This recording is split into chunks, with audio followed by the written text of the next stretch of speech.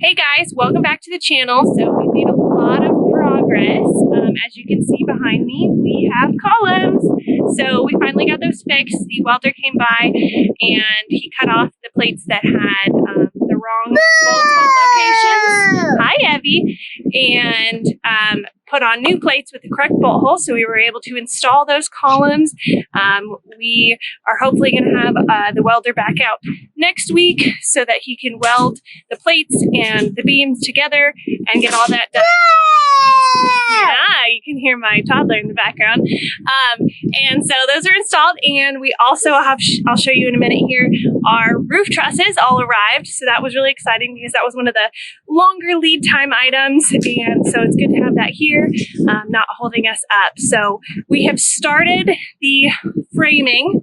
I'll show you here in a minute of the exterior wall. So we have all around the perimeter, we've got our base plate and our double top plates all marked out and set out, and we've started marking up the locations for all the walls and the openings.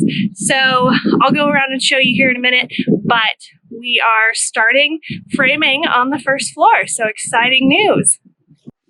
Here are the columns. So they're bolted in right now, but like I was saying, they are not welded in yet. So right now we've got this opening here for the welder to be able to come in and get the welds done. But as you can see down there, we are bolted in, both above and below the steel beam down there. We're ready to keep moving.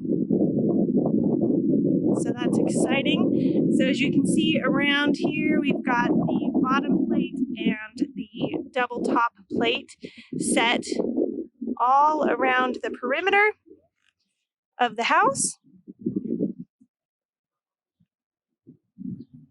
And so now I'm gonna go around, and my dad marked up all the locations for wall studs. And as you can see here, we've got H stands for a stud for the header over the opening, and the K is for the king studs.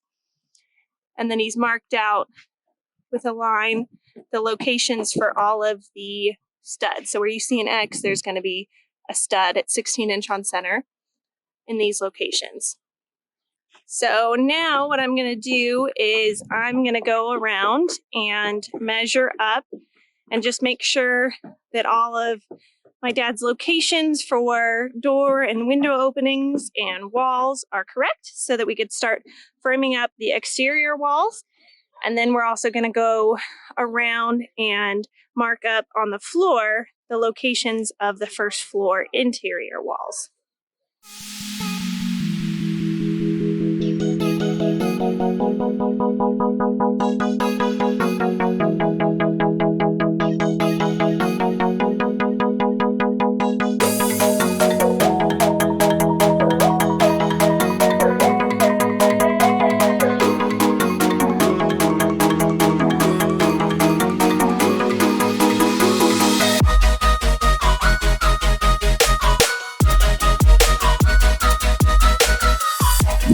So here are our new roof trusses. So as you can see, we've got a bunch of them. They have to come at every 2 feet on center all the way across. And then we've got the front porch is a truss, and the dormers for the cantilevers on the front and back. So that's why we have some different sizes and some ones that have the 2-foot overhang extensions and some that don't, depending on where they're located. So when we've got everything framed up, we'll get these put up for the roof.